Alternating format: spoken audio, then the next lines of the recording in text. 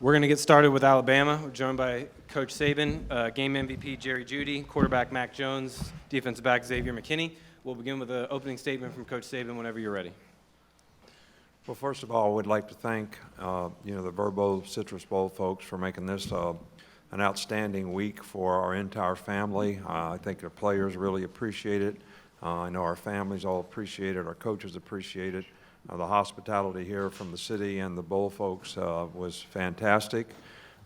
Obviously, we're very pleased with the way we played in the game, especially in the second half. It seemed it took us a little while to get our sea legs under us, but we played much better in the second half. I actually shut them out and made some really big plays, on offense. But I'm especially proud of this team for the adversity that they had to overcome this year, the perseverance that they showed, and the grit that they showed in coming out and playing the way they did in the second half of this game. I think this is, the 9th, 10th, I don't know how many years, of 11 wins or more, which I'm very proud of this team for.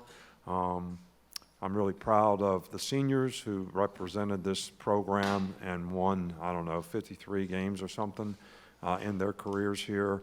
And really represented the university in a first-class way. And hopefully we've created some value for them that they can be more successful in life because they were involved in the program. And I'm certainly proud of, a lot of our juniors.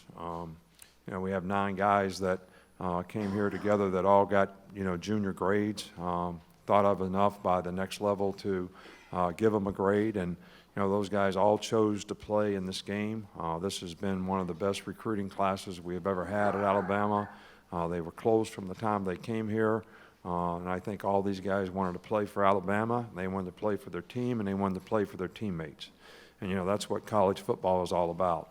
And then for Jerry to go out there and, play the way he did and be the MVP of the game and have over 200 yards, certainly he used this opportunity to showcase his ability, so it probably even enhanced, his opportunities at the next level. So very, very proud of our team, our seniors, all of our players. This has been a great week for us, and certainly really, really proud of the way we played in the second half of this game. Our first question will be all the way over here on the left. This is for Nick and X. What did you guys do differently in the second half, particularly against the run? You guys really kind of shut them out in the second half. Well, they were hurting us running the ball mostly when they were in 2 tight ends and two receivers, which we tried to play regular. And, we play so much nickel and so little regular. Plus, with the number of players that we have hurt in the front 7, we're actually taking a senior DB who's a very good player off the field and playing another younger player. And we were making some mistakes in terms of the things that we did. So in the second half, we decided to play nickel, which gives us more multiples of things that we can do. We're a little smaller on the field when we do that, but it's easier to adjust. And the players did a really good job of it, and we were able to pressure more, which really helped us stop the run. Staying on the left standing. Yeah, it's for everybody. What was the statement you guys wanted to make today, and do you think you made it? I mean, these guys, they got a lot more talent than I do, so you should be asking them some questions. I think this team had a lot to prove, in this game. I think that, we have a culture of how we play football in Alabama with great effort, great toughness, but also discipline to execute. And accountability for everybody to do their job. That's always been the trademark of what we do. And people make decisions based on, what's best for the team. And I thought that maybe at the end of the year this year, in a couple games that we played, half of the LSU game and maybe at Auburn, we didn't really do that the way to the standard that I would like and to our expectation. And I think the players realized that, and I think they wanted to prove that, this is the culture that was established, for a number of years here by a lot of good players, and I think they have a lot of pride in that, and I think they wanted to come out today and prove that this is what Alabama football, the culture of Alabama football is really all about. Staying on the left front row. Danny Thomas, three-point conversion. This question is from Mac and Jerry. Talk about what you guys saw on the opening play of the game. They pretty much played 8 flip coverage, so that's kind of what we wanted them to do. We motioned the tight end in, and we got a one-on-one with Jerry, so it's kind of how I played out in practice. It was just a perfect look, and I knew Jerry was going to beat the guy, and the line was going to block the guy, so really just all them. Yeah, you know. Same row. Xavier, this is for you. First of all, congratulations. Obviously, a lot of missing names on the defensive line throughout the year with injuries and whatnot. And then Coach even here's talking about how making some defensive changes and stuff. You even got in on the day for the sack, showing your versatility. Just talk about how your role for the game today, and if that's kind of the culmination of your life as a player in Alabama. Well, I appreciate it, first of all. You know, I just try to play wherever Coach wants me to play. I try to make plays wherever I'm put at. I try to put my team in the best situation that they can be in to be successful on every down. So my main thing is just to play hard every down. I try to go hard every play, no matter if I make some bad plays, if I make some good plays. I try to keep going, man, and that's just my mindset. So, you know, whatever role that they have me playing for that week for whatever team we might play, then I'm gonna make sure I go hard for that game. So whatever I'm put to, I'm gonna go hard. Over on the right on the aisle.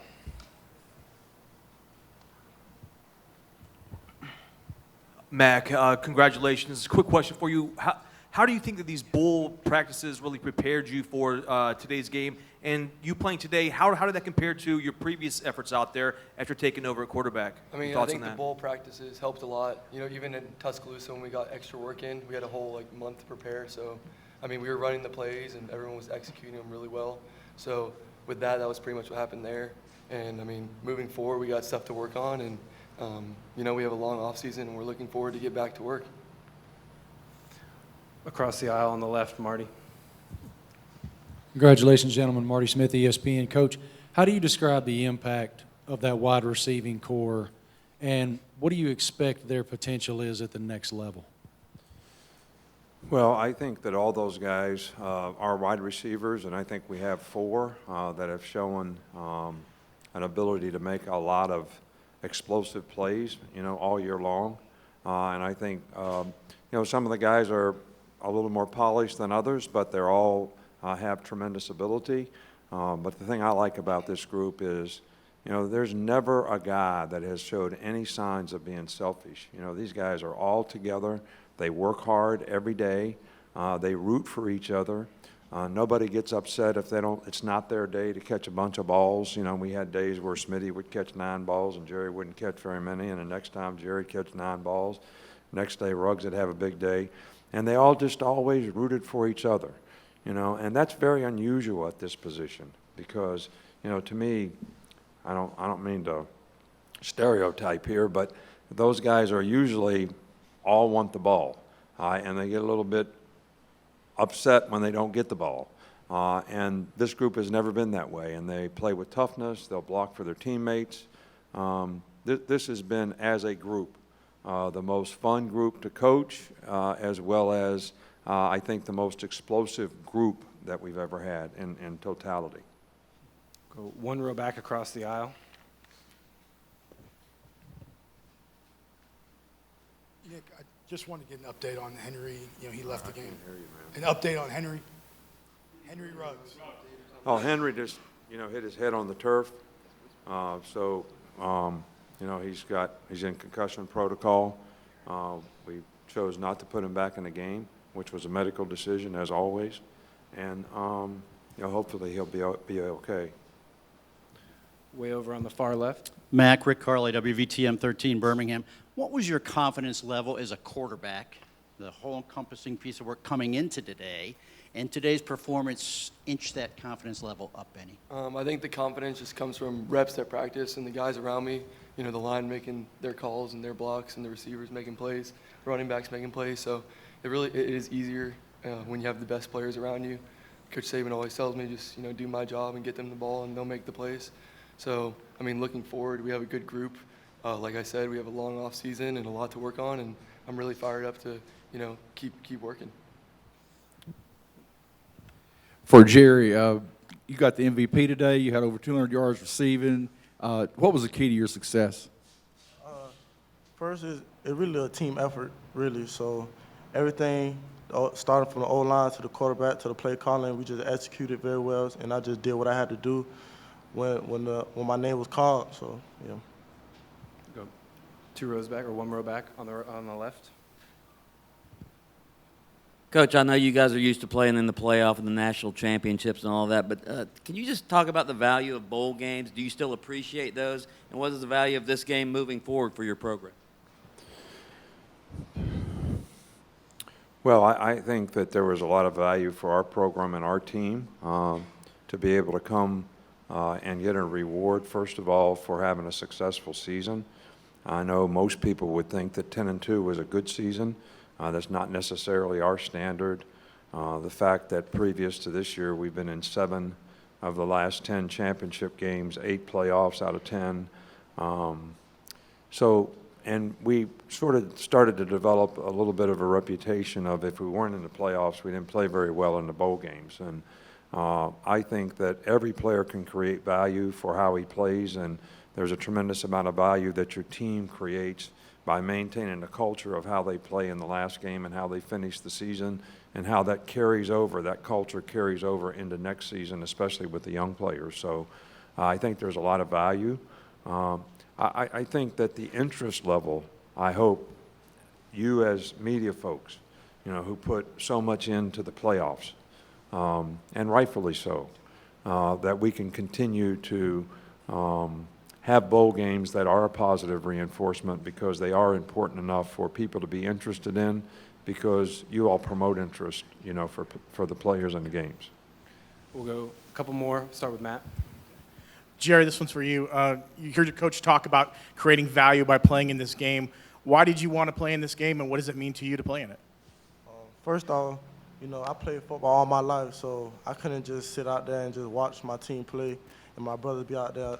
So I want to just go to war with my brothers like I've been doing the whole season. I love playing football, so I just wanted to come out here and compete with my brothers. Final question, front row on the right. Thank you. Nick, your social media team put out a tweet last night that a lot of fans have interpreted as positive hope that Tua might return to school. Is Tua going to return for his senior year? That's a decision that I think his family needs to make, and I'm sure when they make that decision, they'll let everybody know. I think it's our responsibility and our job to make sure that we give them all the information from an NFL standpoint, from a medical standpoint, from a rehab standpoint, and if there, is any way that he could possibly be devalued because of his injury, and what are the consequences of that, and how does that affect his decision and what he does in the future. But he's been a great leader for us. He's a great player on our team. He was elected captain of the team by his teammates, and we just want what's best for him.